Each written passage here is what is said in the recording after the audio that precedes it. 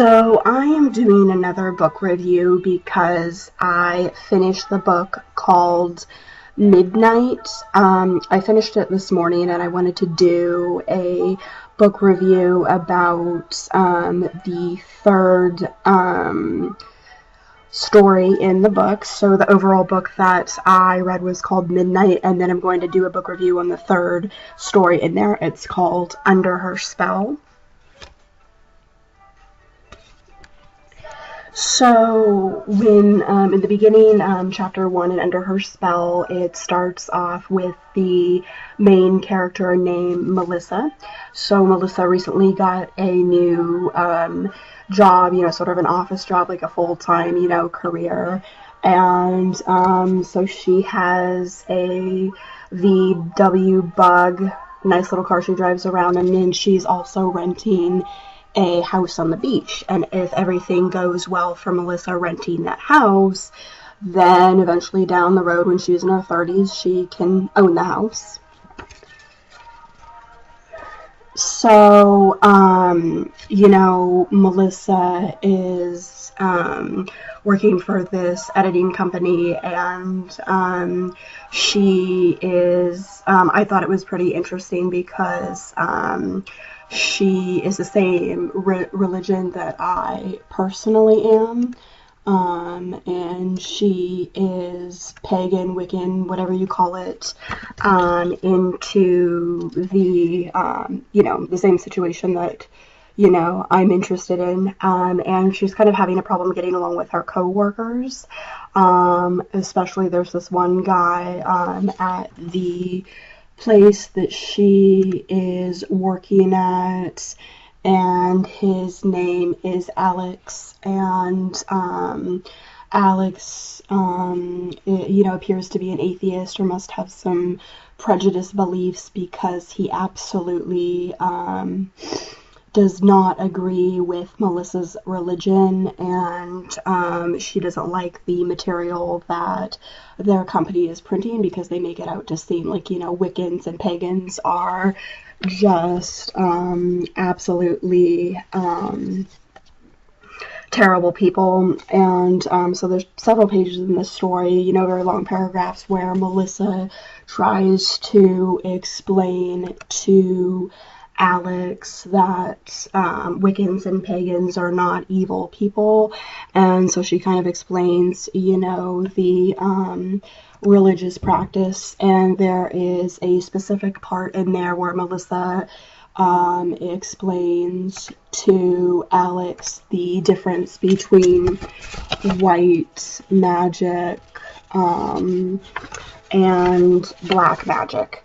So as the story goes on, Melissa and Alex kind of toward the middle of the story, Melissa and Alex have an attraction toward each other, and they try to ignore it, but they can't.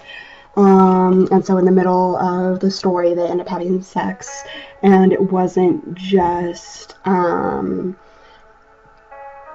like a physical sexual act. It was like binding of, body and soul as well. So there's a really, really strong love. There's a really, really strong connection there.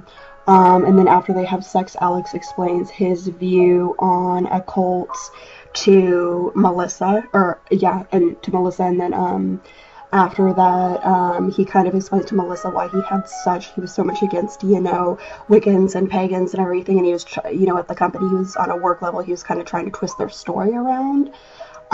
So he explains to Melissa that his dad got into black magic. And then Alex explains to Melissa that there are a lot of curses at his dad's house. Then Alex explains to Melissa that his own mom, so Alex's mom, was a pagan.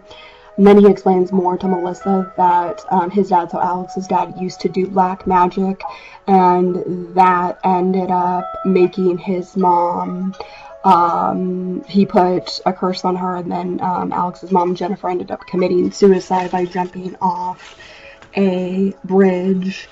And then Alex tells Melissa a little bit more about his upbringing, and Alex says that his dad died before Alex was born, And so he's never met his dad and everything. He just got like a really bad impression because when Alex was older, he got a note from his mom, Jennifer, before she committed suicide. And it was just, you know, it went on for a couple paragraphs and it stated very clearly, do not go near this man. It said, and then it said, love, mom, at the end. And then Alex explains a little bit more to Melissa about the house that he is living in. So basically, Alex, his dad ended up dying, and then this was before, this was, you know, this wasn't in the book, but it, you know, Alex explained when he was in his 20s, his dad ended up dying, and his dad was like a millionaire, but he never really had much of a personal life, like much of a social life. And then Alex ended up buying the mansion that used to be his dad's. And then, so there are still like bad forces in the house from when, you know, Alex's dad used to live there. And then there's some more, I don't want to go into too many detail because you'll have to read the book, but there are some, you know, interesting, parts of the book. And, it gets pretty dangerous and everything, and then there are like women that are coming down to attack Alex, like because his dad's evil deceased spirit wants to make, you know, kill Alex and be able to transfer his soul into Alex so he can live again and kill people. And so things get pretty scary at the end of the book. And, you know, Alex is cut up and he has a tube in him and everything like that, and somebody's like slicing his chest. So you will have to read the story to figure out what ends up happening to Alex.